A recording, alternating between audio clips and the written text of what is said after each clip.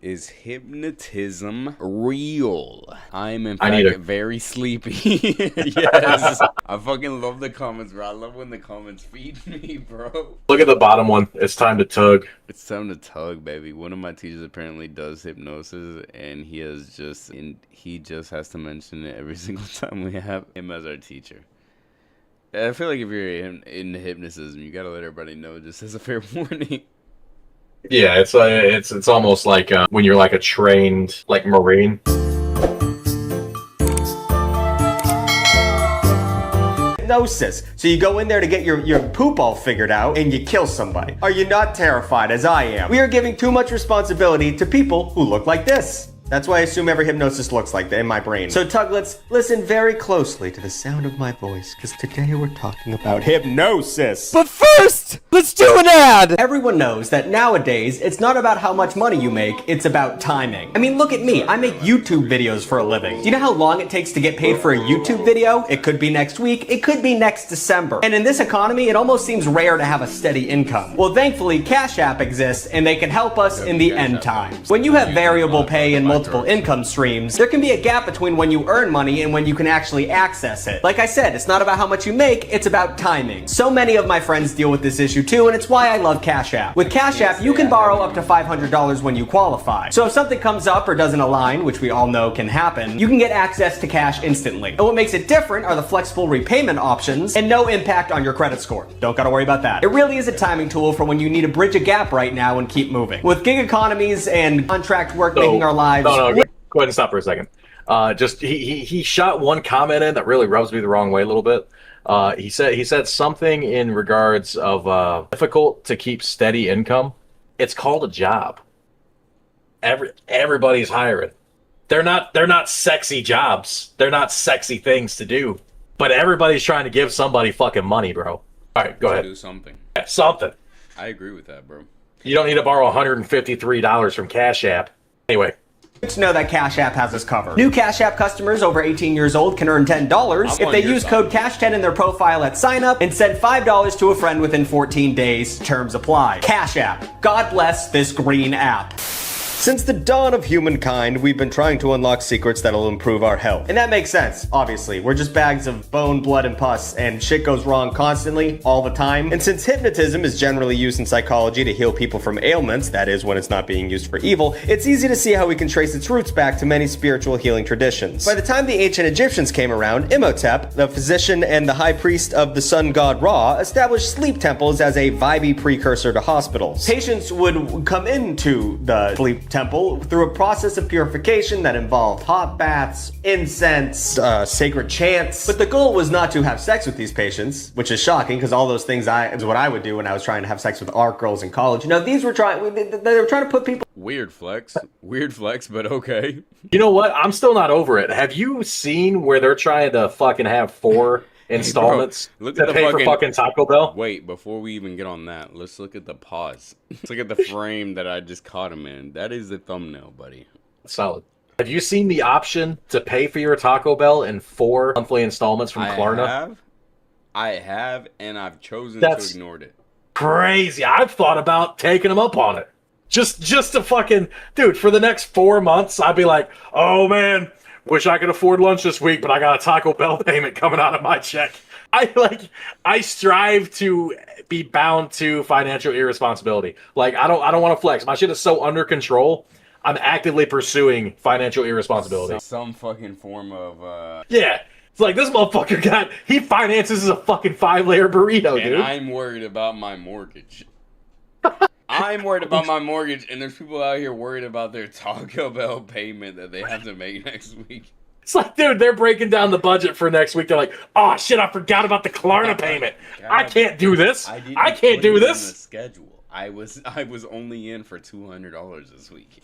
I told you not to cut my hours. You know what, man? Look, you know, if you gotta take. It's this. Oh shit, Chloe 101.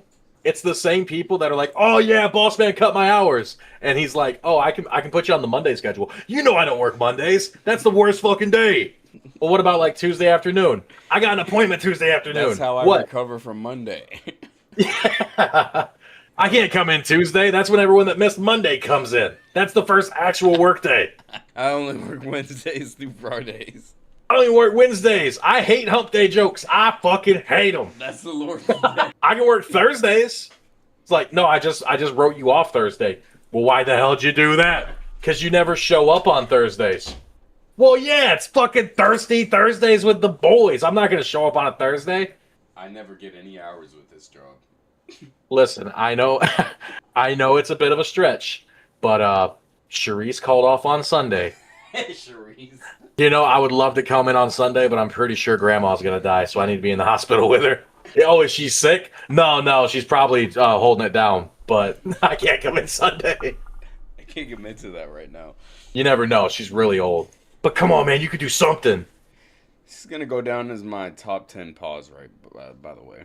That's solid. Into That's trances, trance. But they didn't have pocket watches to swing in front of people's faces back then. The technology was not there, and they couldn't use a sundial because it was inside, so instead they used swinging lamps. While the patient was under, they would make hypnotic suggestions that cast out illnesses, and they would interpret their dreams, which Egyptians believed were the bridge between the physical and spiritual world. Which is crazy, because if that were true, then heaven is a place where all my teeth fall out, and I go to school without my pants, and I often haven't finished college, and I have to go back to college and do a whole another semester. So that sounds like hell to me. Anyway, sleep temples are one of those Russian nesting dolls of antiquity. Greeks adopted the practice from the Egyptians, and then the Romans absorbed it from the Greeks. But ancient healers reported that sleep temples could cure things like blindness, pain, paralysis, and infertility. Of course, historians believe that this was the power of suggestion and placebo more than actual effects, but as we all know, placebo is a weird magical thing that humans deal with where it actually cures your abilities if you just believe in it hard enough, which once again, another thing we should be way more worried about. But what's most telling is that at its core, these rituals aren't far off from how hypnosis operates today, using sensory fixation and the power of suggestion to explore the connection between the mind and the body. But ironically, the modern day version of hypnosis is so much more away from reality. Like where it starts is so not reality based compared to these sleep temples. Around 1774, German physician Franz Mesmer began using magnets. Mesmerize. I can't hear you. I'm glad you thought about There it is. mesmerized, because I thought about incest immediately. One can lead to the other, I guess. Power of suggestion. I don't know. No, that guy is, he may not know it, but, you know, with history, you know. In his treatments, Yeah. which, what a name, what a sentence. And he was inspired to do this by a Jesuit priest named Maximilian Hell. Now that has nothing to do with the rest of the story, but it's just important that the beginning of hypnosis was given to a German physician by a priest named Max Hell. I can't make this shit up. Mesmer believed that there was an internal gravitational force, an invisible fluid running through all living things. And this theory became known as animal magnetism. Full of shit, he was. Didn't make any sense. I want to salute Mesmer for his sheer bravado.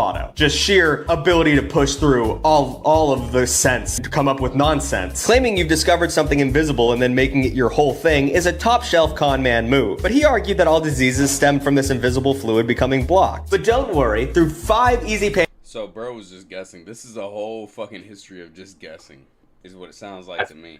Everything I that feel I've heard like so far is just everybody guessing. maybe he does know the secrets of hypnotism and uses hypnotism to make you believe the animal magnetism to keep the secrets for himself. Yeah, I think deeper than that. Bro, you know, if you grew up back then, you gotta be a real fucking dumbass. Me or you, like in general? Like, people in general. Oh, I thought you were just like me. Me specifically. Who are you talking about? Hey, straight up though. When you say you mean Hey, me since you or said you like that- everybody? Hey, when you said that, who was it that you were talking about?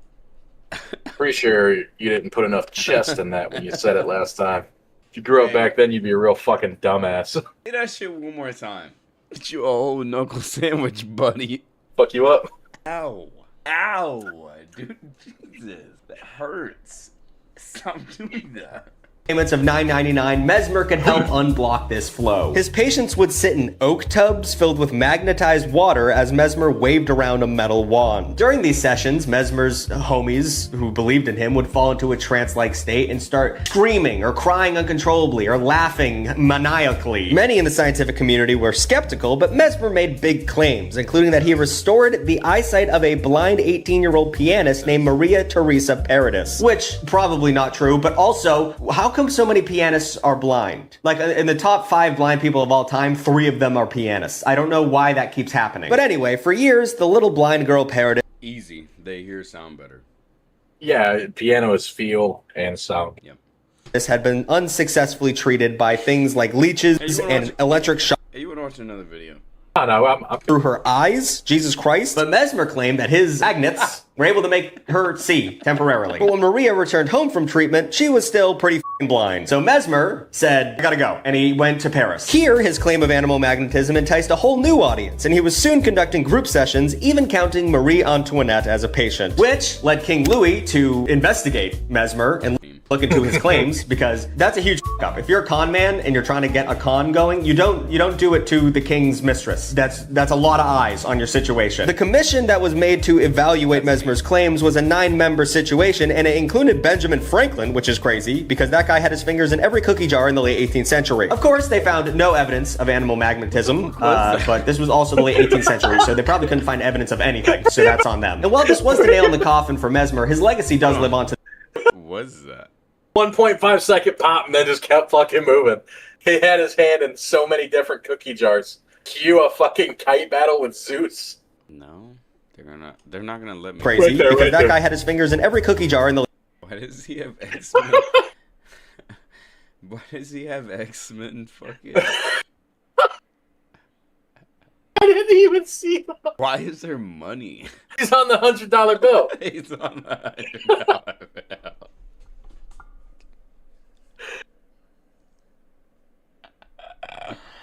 He's on the $100 bill. Why would y'all do this? Benjamin Franklin acquires electricity. This was one of our 1752. fucking presidents, guys. Why would It's y'all- labeled. It's labeled acquires electricity like he stole it from Zeus. Ben Franklin acquires electricity. 1752. Damn, bro, this is a solid painting too. I would really like to have this hung up over here, bro. That's solid. I like it. I'm gonna print that off for the. Hey, for yo, the prints office. available. Etsy shop. You know what I'm gonna do?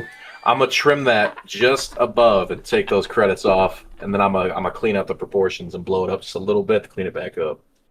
I'm stealing that shit. I might even Windows Shift S snip a screen share right now. I'm not even gonna Google it. You could get a fucking sharper image. This motherfucker thinks he can sell prints of an AI image. No, thank you. It's so disrespectful. If somebody fucking painted that. But here's a production note that I'm seeing. The fact that there's the picture and the credit at the bottom right of the picture, that means the label underneath, Big Tug and Chris did that. Like they found that image and then they're the ones that labeled Ben Franklin acquires electricity.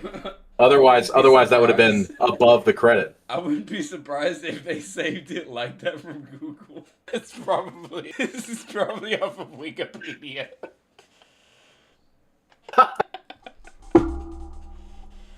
Would it be on Zeus's Wikipedia or Ben Franklin's? Ben Franklin, obviously.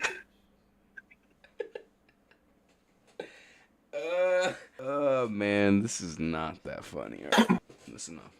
Late 18th century. Of course, they found no evidence of animal magnetism, but this was also the late 18th century, so they probably couldn't find evidence of anything, so that's on them. And while this was the nail in the coffin for Mesmer, his legacy does live on to this day. I mean, the term mesmerize comes from him, which sucks, because he was full of shit, but like now his name is forever. So I guess you just gotta lie long enough and you become a forever person. Yep. And we still use the term Just animal pretend. magnetism to describe someone with irresistible charm to this day. And not only that, but a lot of his approach, barring the fluid in your body, whatever the that was, is still the basis for hypnosis today. Scottish surgeon James Braid is considered by many to be the father of modern hypnotism. But Braid started as a skeptic. He went to a stage mesmerism in 1841 to be like, this is full of shit. However, instead of calling out the demonstration, he became fascinated by the results. He approached the woman who had been, quote, mesmerized and tested her by shoving a pin underneath her fingernail. Just quick question, shit. why is science so weird? Why? You could have pinched her. Why did you be like, and let me just put a pin under here? Why would you do that? But anyway, Braid was shocked when the girl showed no signs of pain. Now, this didn't make him believe in animal magnetism. He's not a dipshit, but he did believe that certain things could happen when you got put under a trance-like state, and you could achieve a trance-like state through attention and concentration. Braid also considered ancient Indian meditation.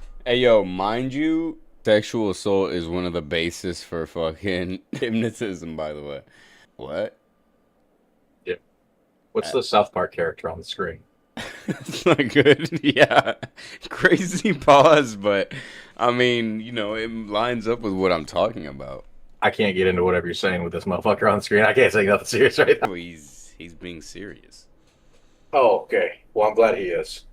Braid had his dumbass patients stare into a bright light to get put into a trance. This was an important distinction from Mesmer's technique, which insisted the person inducing the trance was responsible for its ability to exist. Instead of waving around a wand and acting like he was I release your inhibitions. the wizard of some unseen body fluid, Braid shifted the focus from the power of a single person to something innate in each patient. In 1843, he published the study, and this is going to be hard for me to say, Nuripenology, which set up the first scientific framework for hypnotism. The full title of the book was actually Nuripenology, or the Rationale of Nervous Sleep Considered in the Relation with Animal Magnetism, illustrated by numerous cases of its successful application in the relief and cure of disease.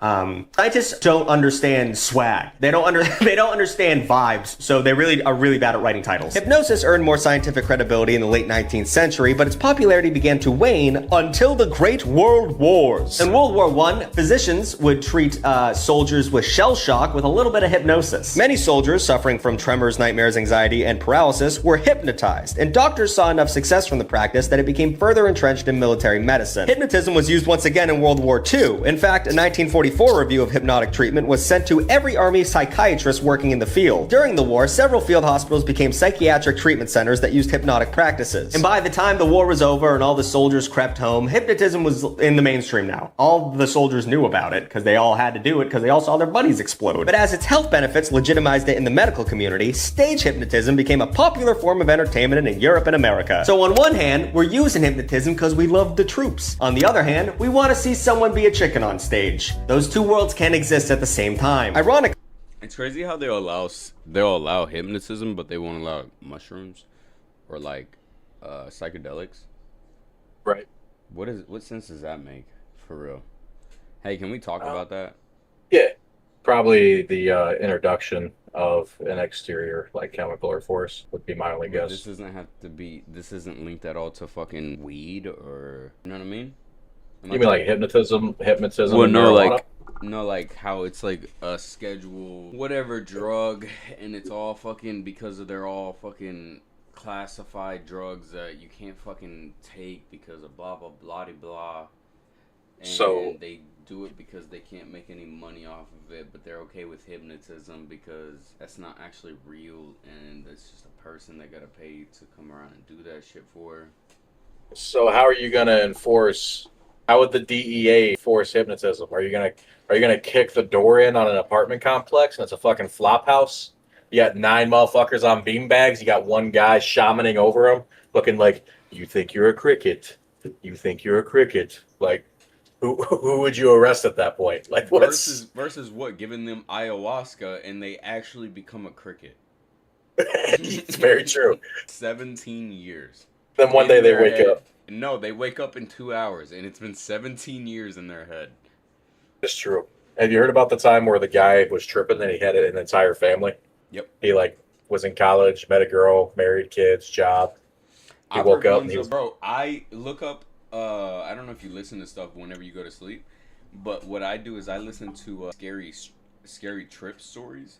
No. No, trip stories, where it's just people talking to you about their trips. Yeah. And bro, like, it doesn't have to be like scary ones. Like, these are just like cool trips. But like, I've heard one guy talk about how he was a ceiling fan for like 17 years. That's where I got it from. Where it's like he lived his whole life.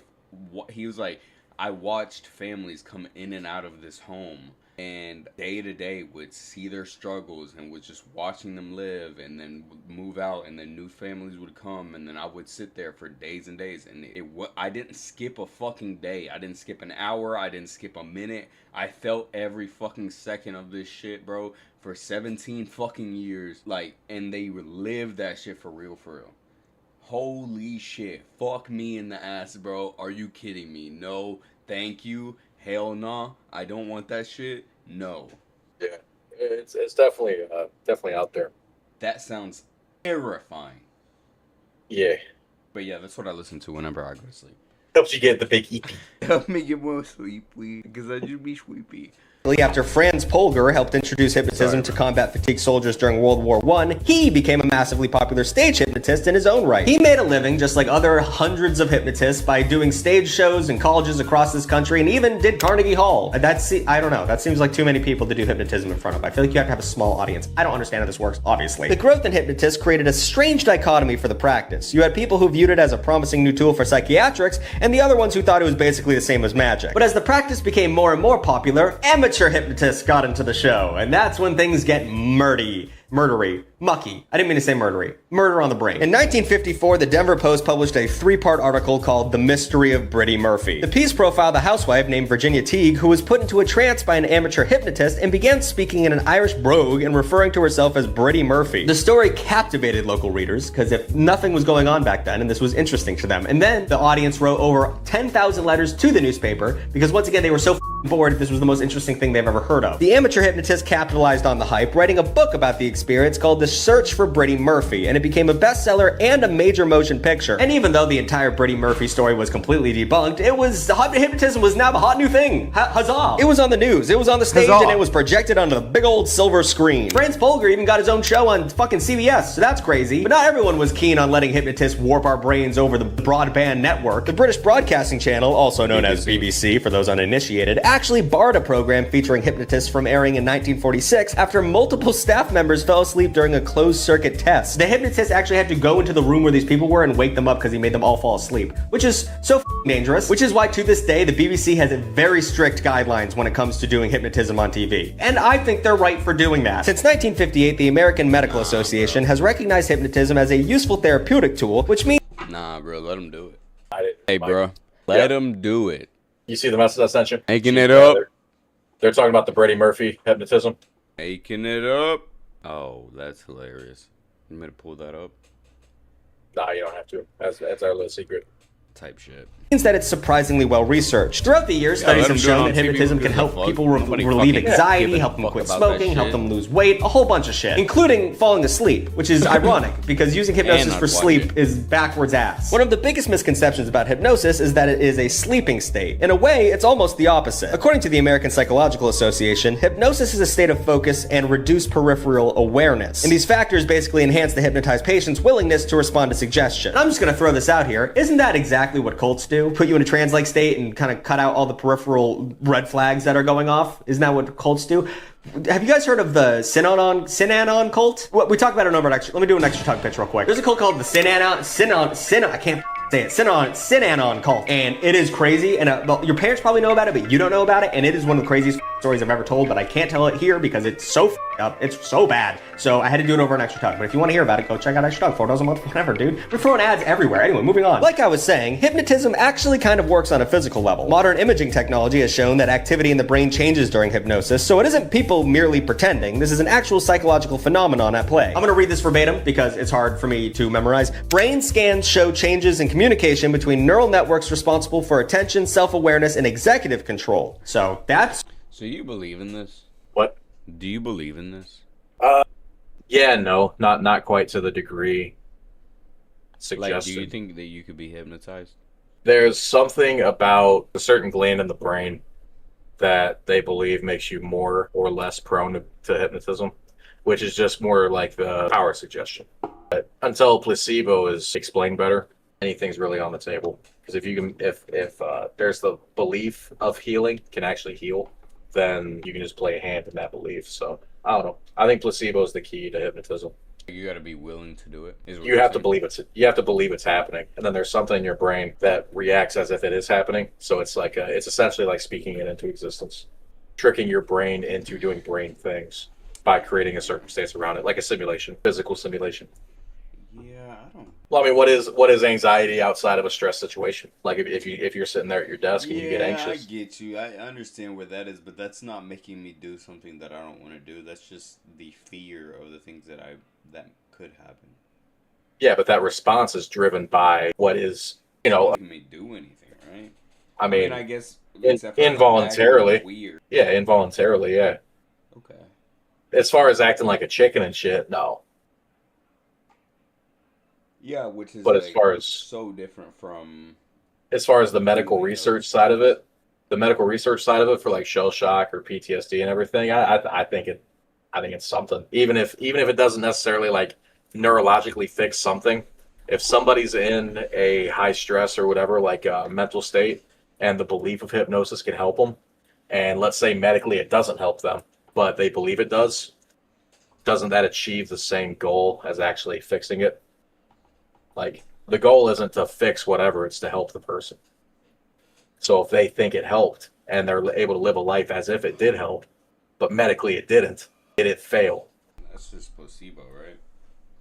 Yeah. But I guess that's just hypnosis. I guess you're doing some kind of hypnosis whenever you're a doctor and you're giving somebody a pill and it's not really anything but sugar. You're creating a circumstance so that the brain tricks something. Yeah. I guess that is hypnosis. You're right. To an extent. You talked me into it. Good or bad, I don't know. Good During argument. hypnosis, the brain becomes better at believe in hyperfocusing on one hypnosis? idea, while it basically tunes out competing thoughts and sensations. It's like if I could say words to you and now you're on Adderall. Does that track? However, it is not guaranteed to work for everyone, so I'm sorry if I can't speak Adderall at you. Only about 10 to 15 people are considered highly susceptible to hypnosis. That's a bummer if you're trying to quit smoking and this doesn't work for you. I'm sorry. Sorry you can't be tricked. Now, something that you read over and over again when you're researching hypnosis is that the hypnotists who write these articles are very adamant that this is not mind control. They really want to get that point across that they're not mind controlling people. Little suspicious, but okay. Hypnotists want you to feel safe knowing that they can't force you to override your core personal beliefs. And it's technically true, I guess. I mean, there isn't a body of research that credibly shows hypnosis can force you to do anything against your will. Supposedly, it's all just suggestion that eventually gets the patient to do something they already wanted to do. But I have to call bullshit on that a teeny little bit because I got some up stories about hypnotists doing some up shit, so we're gonna jump right into it. In 1923, famous mesmerist Maximilian Langster, which is a fantastic name for an actual villain, advertised a show in Vienna by claiming he would perform feats of hypnotism never before attempted. Little did he know how right he would be, a bunch of people died. As part of the show, Langster invited a cop on stage. At first, the show was run of the mill. You know, he got the cop up on stage, mesmerized him, and made it do a bunch of funny tricks, and the audience, they were in stitches. But things took a little turn for the worst when the old mesmerist over there gave him a block of oak wood and said, "Hey, that's your revolver. Go ahead and start shooting." And then the cop's like, "Okay, here we go. This isn't my gun. I'll get my real gun." And then he just started firing into the audience. He was like, "Oh, this gun's not loaded. I'll use my real revolver." Shot a fuck ton of people. By the time the smoke cleared, 3 people were dead, even more were wounded, and the cop had actually rounded up audience members and taken them to the local police station. It was... No, it checks out though. Never trust a cop. They're just looking for a fucking reason. Said never trust a cop. Hey, yo, conclusion of the fucking day. Never trust a cop. What? No, dude. What the hell? That's not the conclusion. I've had cops draw on me, and I've never been around a hypnotized cop. The common denominator here is cops drawing their shit. Bro, fuck. You're at a show and you're just chilling and somebody's like, "Let me get this cop out here. Hey, buddy, this block of wood is your gun. Go ahead and start shooting everybody in the crowd." And he's like, "Pew, pew, pew. Oh, wait, this thing isn't loaded." Bah, bah, bah, bah, bah. 3 people dead, multiple injured, bro. What? Yeah. There, when the hypnotist snapped him out of the trance, I would have suggested maybe 40 minutes earlier, perhaps. And according to the New York Times, when the cop had found out what he'd done, he had lost his reason and was taken to an insane asylum. So a hypnotist melted this man's brain. So that's good, they have that power. Now this next tragedy involves murder, but it also involves Nazis. So we're upping the ante a little bit. Hallie Hardrip and Bjorn Nelson first met each other in a Danish prison after they were arrested for treason due to their Nazi activities during World War II. They became fast friends, because that's what you do when you meet another Nazi in prison, and they talked about all their hobbies, like yoga, the occult, and hypnotism.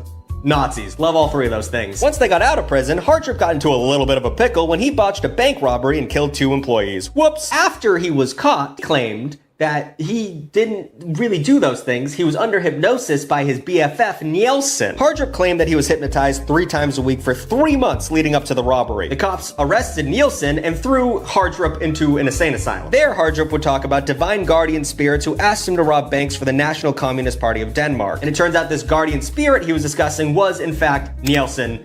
Maybe it's just Nelson. But Nielsen, who was with him. At this point, as wild as it seemed, it was pretty difficult to chalk up his hypnotism defense as something something he was making up. The chief of the psychiatric department of Hardrip's asylum issued a report stating that he had been under intense hypnotic influence and hadn't been acting out of his own free will. And while hypnotism wasn't proven to be like the only reason he did this shit, it was shown that like he was under some intense hypnotic pressure from his buddy to do this shit. So Nielsen was sent away for the rest of his life to an insane asylum, and Hardrip, or am I mixing this up? No, Hardrip was sent to an insane asylum. Nielsen was put in prison for the rest of his life because he convinced him to do this shit. Aren't you a little scared of that? Aren't you a little scared? Listen, I like hypnosis shows as much as any other cat. You know what I mean? It's fun to watch someone get up there and pretend to be a cow, but just understand that at any second, a hypnotist could be like, here's a chainsaw, get after him. And they might do it. There's not a 0% chance that they might kill you. So you just gotta be careful with this shit. What's the wildest thing you've seen a hypnotist do? What's the wildest thing? The wildest thing for me is where I've seen where like the chances of a snail killing you are never 0%. They're low, but never zero. I think about that all the time. I think the bank robbing hypnotism is a little out there. You know, it's like, hey, go get me a band. Like, what the fuck is that? Bro's like, let me ask Cash App. Yeah, and they can get me for $153 until October 7th, 2025. Yeah, they got. You're gonna go back and review. It's a you're gonna lot go back of tacos, buddy. You're gonna review material, and you're gonna be like, holy shit. He sat through this entire video on October 7th, 2025, $153. What the fuck is his problem? Go back and check. You've been hypnotized to do. Actually, I don't want to know about that. Keep a PG in the comments, but let me know. Like, comment, and subscribe. New videos every Saturday, sometimes Wednesday. And check out Extra Tug. I already talked about it twice in this video because of the opening little bit, but honestly, you should check it out. It's $4 a month. You get a new video every week. We talk about dumb shit like the Sin on call. I act like Satan. I don't act like Satan. Satan's a different character. Satan's a real person, and I just let him do things on my channel. And you get your name at the end of the video, so isn't that fun? Okay, we'll talk to you guys later. Bye-bye. A tug type shit. I like to display it because we're taking his content. Nice video, bro. So Yeah, it's gonna be solid. Hey, hypnotism came. What did I learn today? Hypnotism came from people with incest. Big spooky. Pretty much made up. Animal magnetism. And one day, somebody made a cop shoot a bunch of people. Not sure when that was, but it happened. 1923, I think. Ooh, that's a long time ago. Holy shit.